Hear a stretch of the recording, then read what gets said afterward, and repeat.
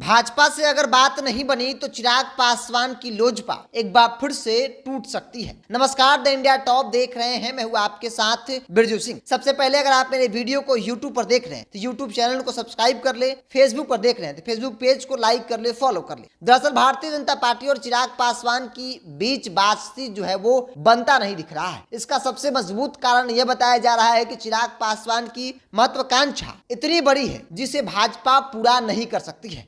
मतलब कि चिराग जितने सीटों पर चुनाव लड़ना चाहते हैं लोकसभा के, उतना सीट भाजपा किसी भी हाल में देने को तैयार नहीं है। भाजपा के दिल्ली में बैठक में यह तय हो गया कि भारतीय जनता पार्टी 30 सीटों पर लोकसभा के चुनाव लड़ेगी। बाकी बचे 10 सीटों में से 6 सीट में चाचा भतीजों को चुनाव लड़वाना चाहती है। यानी कि ज्यादा 6 सीट भारतीय जनता पार्टी चिराग पासवान और पशुपति कुमार पारस दोनों को मिलाकर देगी। इससे ज्यादा सीट चिराग या फिर चाचा को नहीं मिल सकता है। लेकिन चिराग पासवान का ऐसा मानना है कि वो कम से कम 7 लोकसभा की और 1 राज्यसभा की सीट वो चाहते हैं। अब ऐसे में अगर भारतीय जनता पार्टी के साथ चिराग पासवान का गठबंधन नहीं होता है तो फिर से लोजपा रामविलास टूट सकता है। ऐसा हम इसलिए कह रहे हैं क्योंकि राजनीतिक जानकार ऐसा मानकर चल रहे हैं कि अगर चिराग पासवान और भाजपा के बीच गठबंधन नहीं होता है तो फिर इसलिए टूट सकता है क्योंकि चिराग पासवान के इर्द गिर्द जितने भी नेता हैं, जिसे पार्टी के वरिष्ठ नेता के तौर पर देखा जाता है, बड़े नेता के तौर पर देखा जाता है, वो किसी भी हाल में चाहते हैं कि गठबंधन जो है भारतीय जनता पार्टी के साथ हो। क्योंकि वो जिस सीट से चुनाव लड़ना चाहते हैं, चाहे वो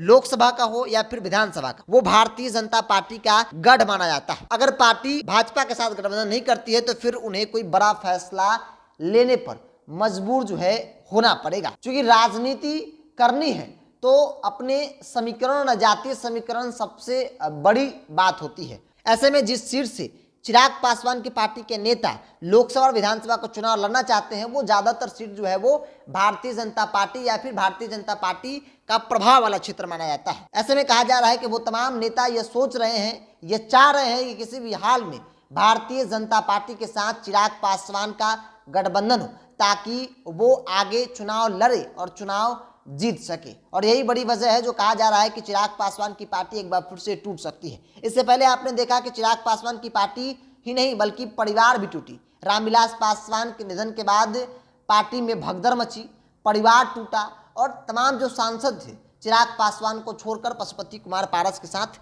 चलेंगे। और आज की तारीख में पशुपति कुमार पारस भारतीय जनता पार्टी के साथ हैं। यानी कि फायदा किसको हुआ?